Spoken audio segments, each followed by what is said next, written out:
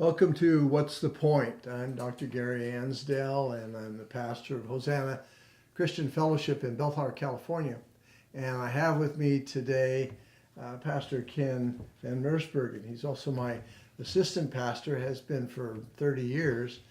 And some things have happened in his life that have affected him on a very day-to-day basis. Some things that I know more and more people, unfortunately, are dealing with the same issue. And so I've asked him to come and just really get to the point, if you will, concerning these things. So kind of rolling up our sleeves and dealing with really the emotion of it all, as well as the practicalities of what happens when you have a loved one that has dementia, has Alzheimer's. And you can have one without the other, well, I tell you what, why don't you explain that? If somebody from when the doctor sat down with you and said, okay, this looks like dementia, and then as things unfolded, what happened and what's the difference? Dementia is kind of a broad term for diminished capacity. Alzheimer's is one of the causes of diminished cognitive ability. Okay. And when they first started evaluating her, and I want to get back to first, how did you know to take her in? But when they started to evaluate her, did they come right out of the gate and said, "Oh, she's got Alzheimer's"? No, they're very slow in the diagnosis. I was noticing. Well, the first time I noticed something different is Rhonda has always been a great helper. Just whatever I was doing, she saw what I was doing and was a half a step ahead or two ahead of me as part of who she is.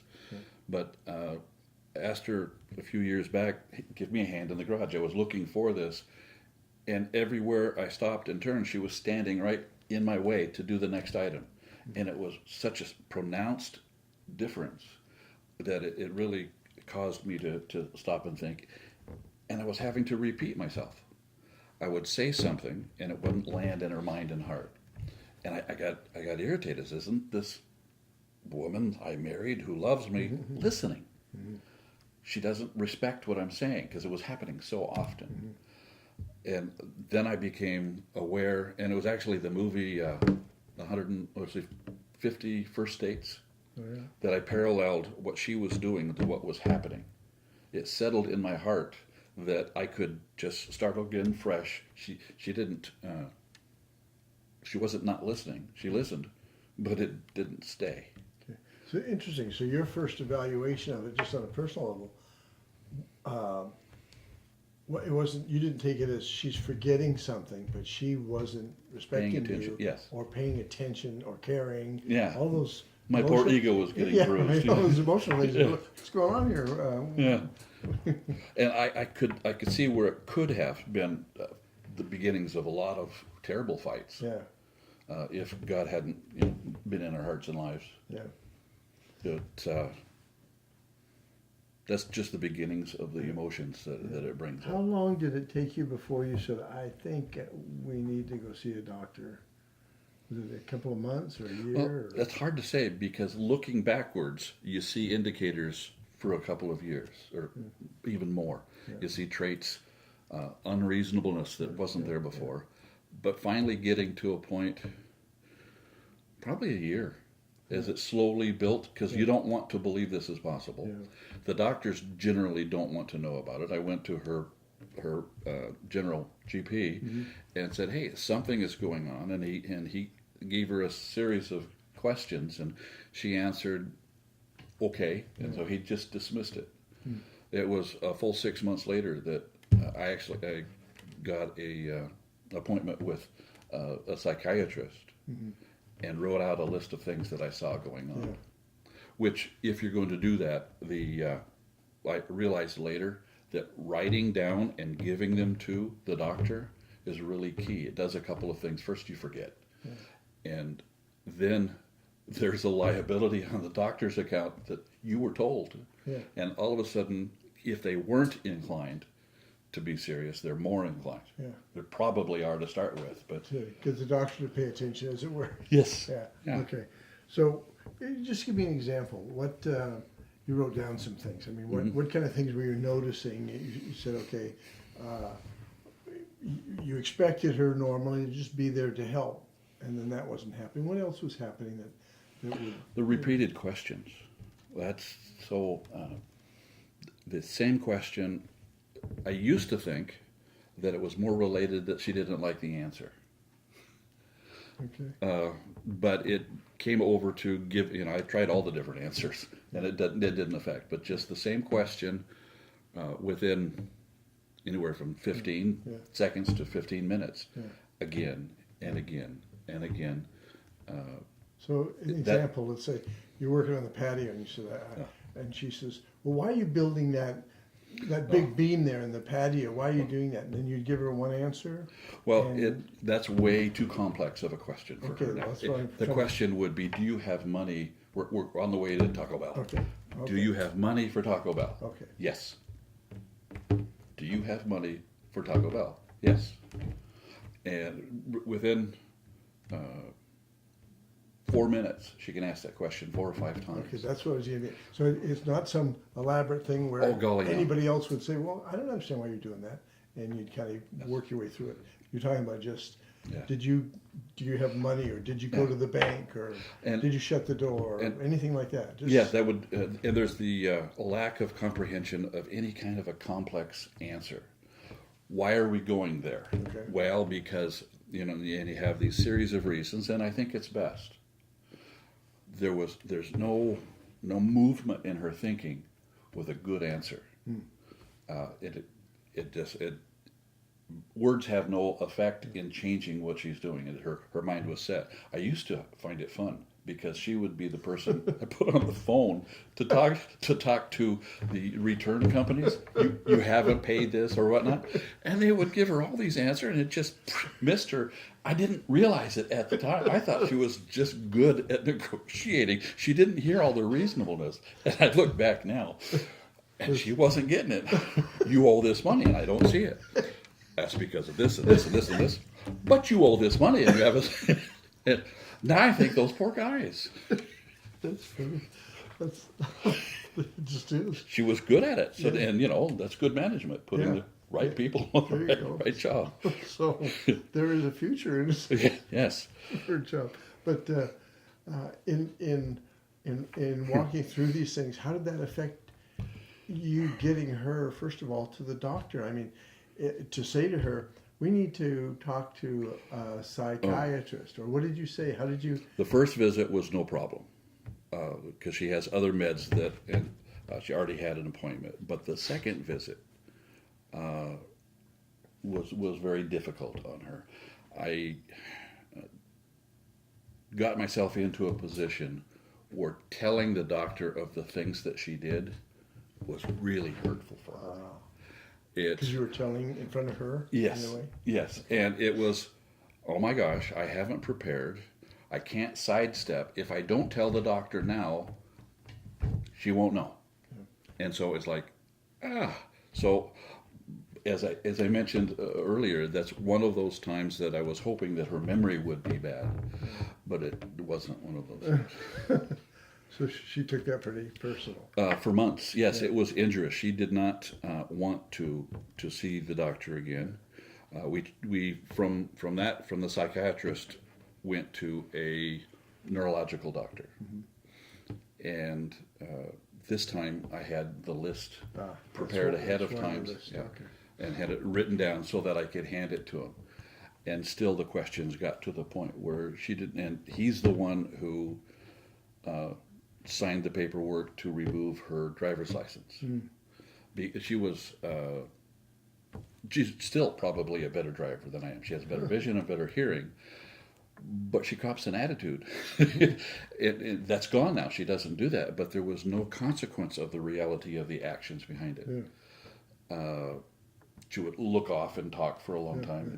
There was no reality. So even if you were a little premature, it's better than safe and sorry. Yeah, it was one of the toughest decisions. Yeah, and it really personally injured her.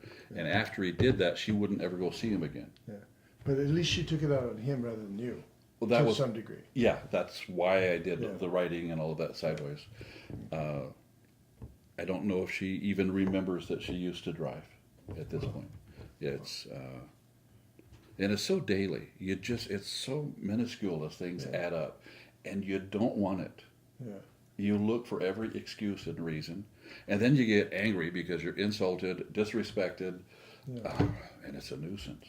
Now, I didn't realize to the extent you were talking to me about it, but in the sense of her interaction with other people, until I noticed she'd go and she'd talk to people in church, and I thought, well, great, and she's greeting them, but I don't listen to people's conversations. So, but then she started. I think you were starting to bring her earlier because she loves worship, and they would practice, and she just, so I'd come there and then sit down.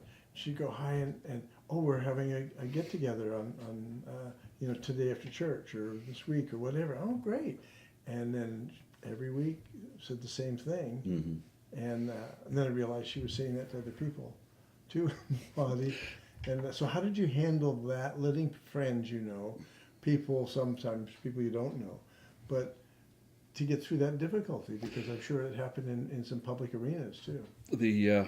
It's amazing. The public, separate from the people at church, are surprisingly, at least to me, kind.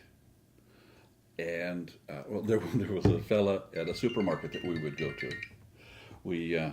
That became one of our outings. We'd go shopping, and she would just he worked there, and she would just take and ram her basket into him every time and say hi, and he was kind and ignored, and they just accept it. I know it's part of his job, but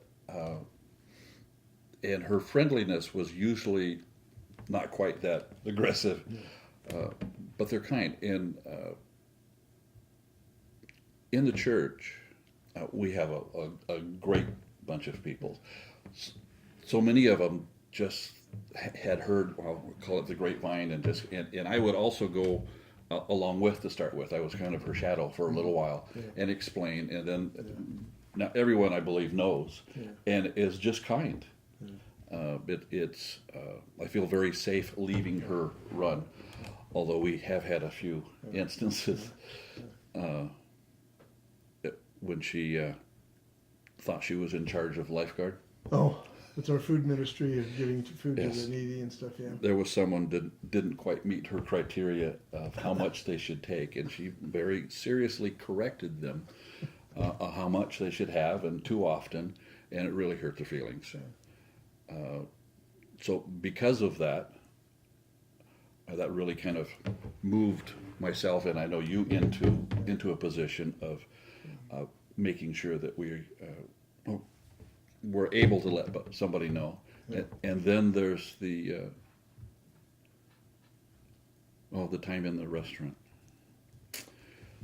We went to Outback for lunch. It was after church, and the waiter brought up, and I knew there was going to be a problem, so I'm always kind of taking care of everything else and just letting her be. And we were kind of horsing around. We drop into like 3 or 4 year olds, and that's where we live and play.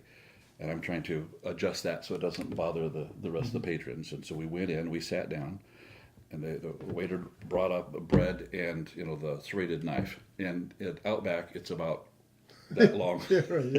It's a big knife.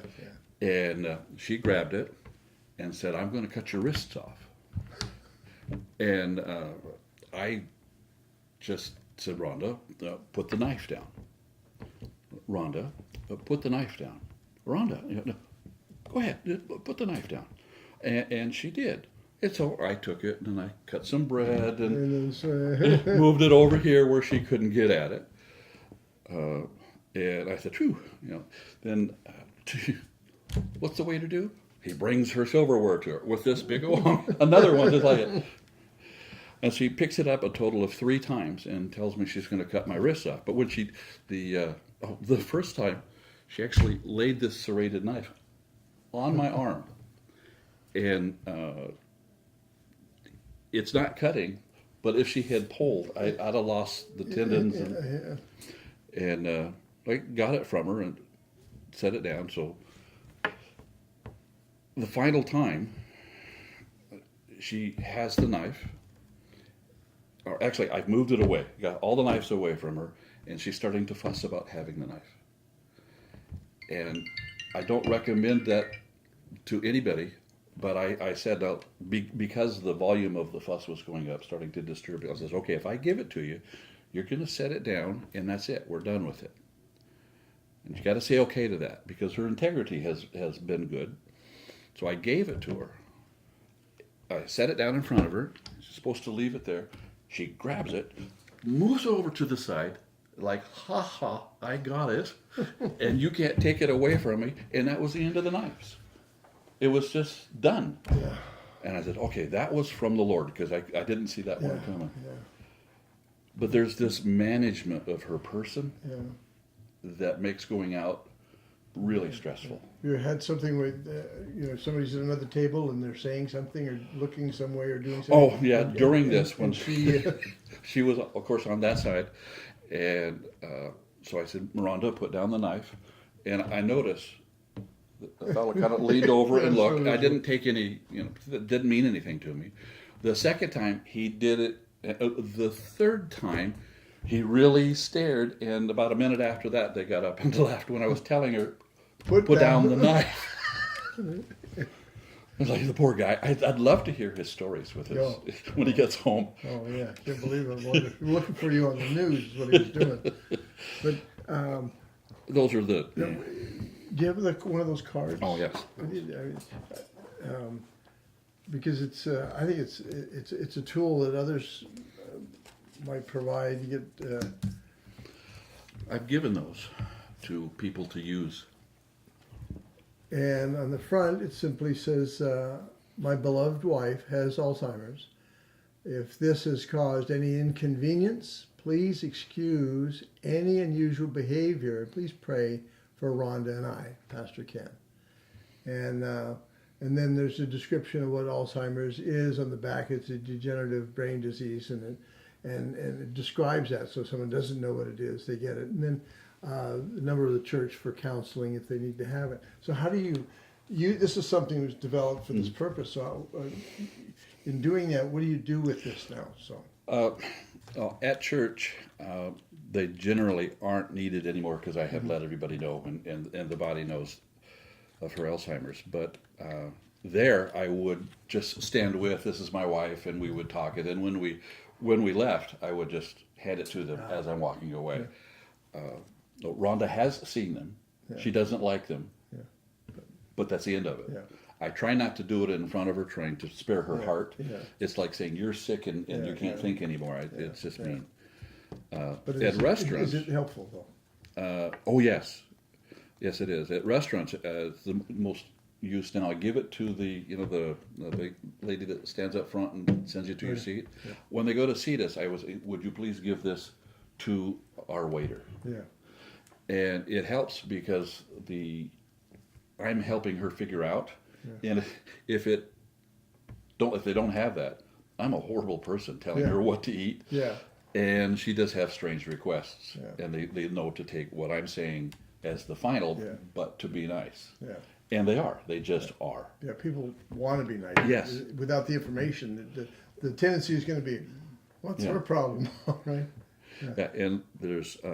Having them know also lets the waiter step in if there's the confrontation or misunderstanding with another client. Has she had those kind of things with other people? She says odd things that are embarrassing. Yeah, but my method so far is to manage to get her moving. Yeah, yeah. Just departure. Yeah. Those are the lighter portions. Yeah. The issues that are hard to figure out is holding her responsible for what she does. Now, which seems, it's easy. She has that. Of course she isn't. You can't live there.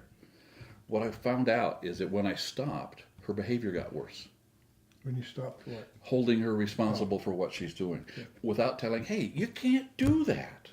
You can't talk that way to strangers. Yeah. You can't say that lady's the fattest person I've ever seen in my whole living life. No.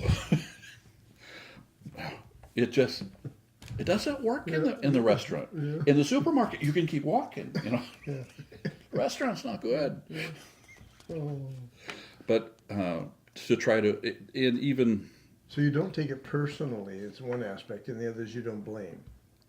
It's not like she's doing it against you. That was the hardest lump to start with. I mentioned it. Yeah.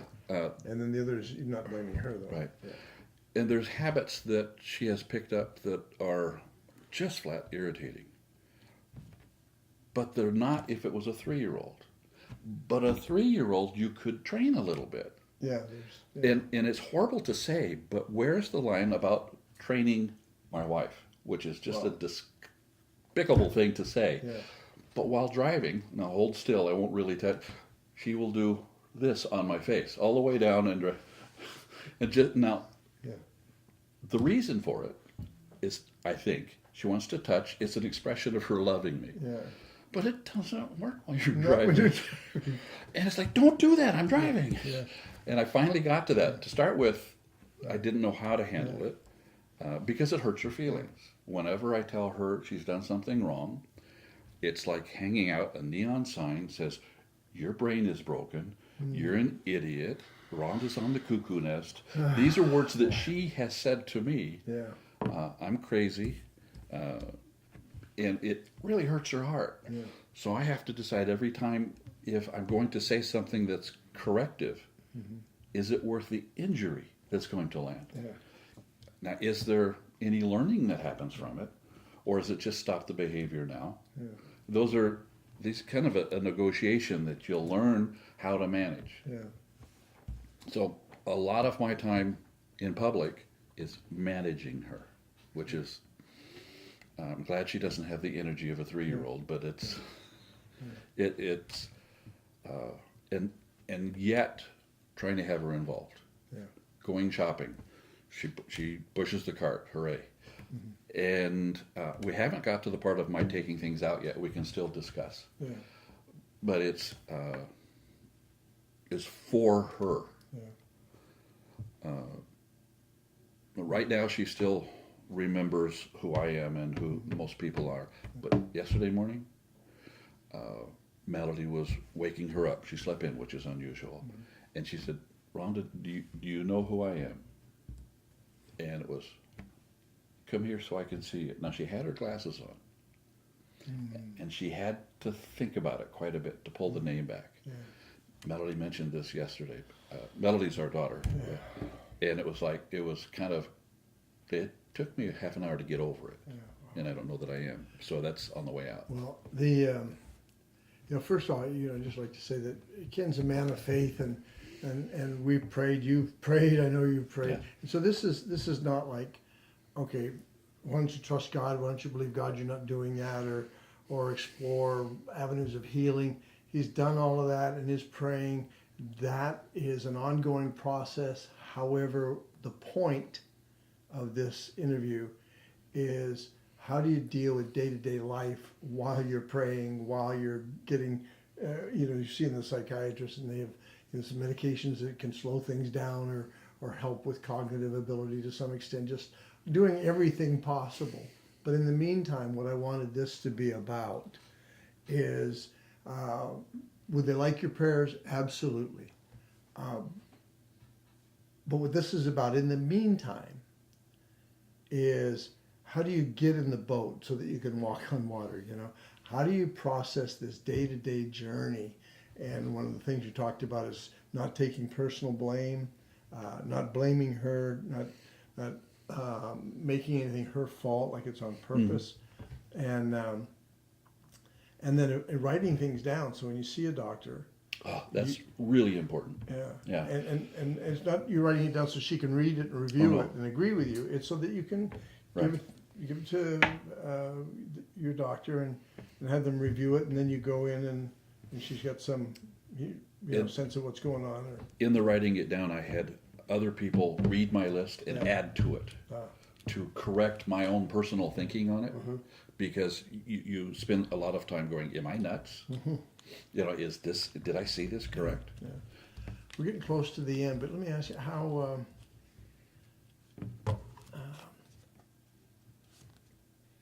did you make the transition from, I don't want to believe this, to I have to deal with it? Painfully. Yeah. Yeah, it's. But does it happen in a flash? Oh or was golly, it a no! week, a month? You go Just back and the forth. practicality Yeah, of it. if acceptance was a line, Yeah. you move back and forth on it, gotcha. and there's Okay. little pieces that you kind of put away Yeah. each time you go over, and then there's new facets that you hadn't seen before. Yeah. It's grief. It's just like you deal with grief. You don't believe it, you do believe it. Thank God I've never been angry at God with it. That portion of Yeah. grief, the anger portion that they mentioned, Yeah. that's not been it. It's like, what do I do now? Yeah. Well, that's what I meant. Well, you're a man of God. That. We only got a limited amount of time, Yeah. so I wanted to get to the point of day-to-day life with it. So, those things aren't the issue that we're discussing because I know that's not Yeah. a problem with you. So, Okay. when you come home and she says, and you say, "What's for dinner?" That doesn't happen anymore, does it? That's No. practical day-to-day. No, living. I've lost my wife. Yeah. And in all the social portions in the around the house, God has provided, but what I do a lot is sometimes in my mind, sometimes physically, throw up my hands and go help, and then because just you. Good place to close. That's the point. Because I know there's some people in the audience that are going through this, and you're at that place probably that you're just saying, I just need help, and not knowing where to turn. There's a lot of good stuff, a lot of quackery stuff. You got to filter through it all if you're going to go on the internet.